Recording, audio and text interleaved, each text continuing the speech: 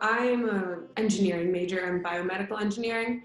So I also get that as well, where I'll be working in group projects and I'll say something, people will just shake it off, and then like 20 minutes later, my male counterpart will say something that very similar, worded a little different, and everyone's like, yeah, that's perfect. Like, that's exactly what we wanted to hear. Or I just don't see as much, like there aren't as many women in my classes that I would like to see. And when we are in those classes, I think I've gotten a lot of like asking if I'm in STEM because I want to be a woman in STEM, not because I actually like the topic. So it's kind of a whole, there's just this idea that women want to stand out not because they enjoy things. And maybe that's the same thing with sports as well, where people are just like, oh, you want to be an athlete because you want to be different.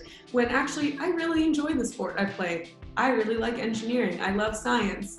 It isn't me, I just want to be different and get noticed and get a job, and it's easier through STEM. Like, this is not an easy choice. It's something that I enjoy doing. So it is something that I see in my classes. So it's on and off the field, we get the same treatment where it seems so normal for men to be doing something, and it seems so normal for men to get media coverage or for men to be good at engineering and all of those things.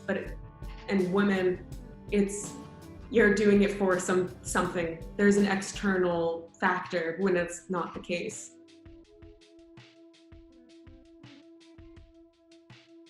Sadly, when women are represented in media, they get a lot of backlash just for doing what they like to do.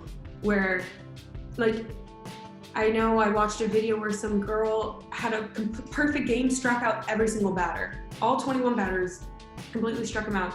And I think ESPN posted it or something along those lines. And then there was just grown men in the comments saying, I could hit so hard off her. My son could do this, I could do, and it's just, it's so frustrating just like to let women have something. And also it's a young girl. This wasn't this wasn't even a professional. Like, of course you are a grown man, you probably could hit off her. That doesn't mean anything. She did something that's really amazing, and she broke records, and she did these things that you didn't do. And it's okay that some woman did an amazing thing in sports. Like, it's not offensive to men for women to be good at something. And I think that's where it's hard, where I get kind of upset, is like, you can't, it's not a competition in that sense. We just want to do what we want to do without being compared to you.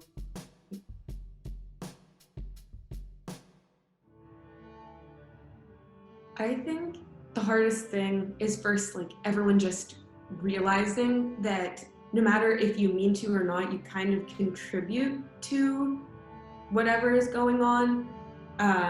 If you're in a group and someone in your group ignores the female or just completely dismisses what they said or something along those lines, you're still contributing. So I think the biggest thing is first, like, recognizing what's going on, and like outside, like with sports, just maybe making an effort to go to both female and male games. Don't just go to the men's hockey game. You have to go to the women too. It's the same schedule, it's the same everything. If anything, the women's games are earlier in the day and they make it easier to go to, and you can have your nighttime with your friends. Like, there's just being aware is the biggest thing, is that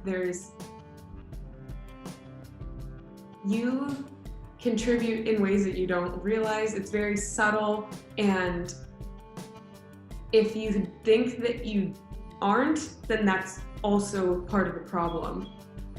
I think that's the only thing, is just people becoming aware of what's going on, and rather than denying it and denying how women feel about the idea, just taking a little bit of time to be aware of what's going on.